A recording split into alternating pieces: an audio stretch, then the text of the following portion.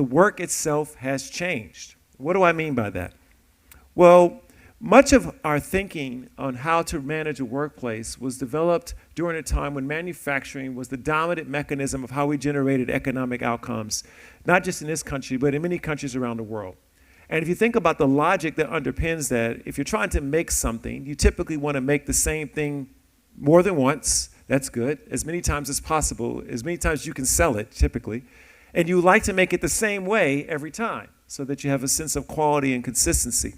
Well, if you think about a workforce, then everything you're doing in your workforce is to create a standardized process. The idea being that I can create a process, put a person into that process, they'll be productive, and they can do it over and over and over again, and that's how I'll have a high sense of quality and consistency. That's what you want in a manufacturing setting. And oftentimes the processes will be very specific to your firm, the things you're trying to do.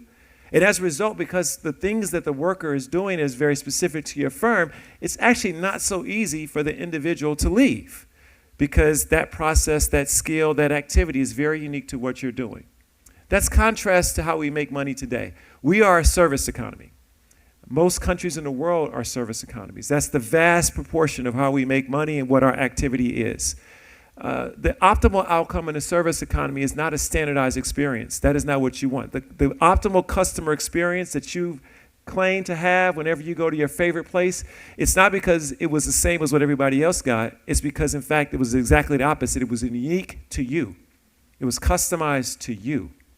And so in that environment, what you really want individuals to be is not consistent. You want them to be creative. You want them to be innovative. You want them to have empathy. You want them to have discretion. Standardization is exactly not what you want in that environment.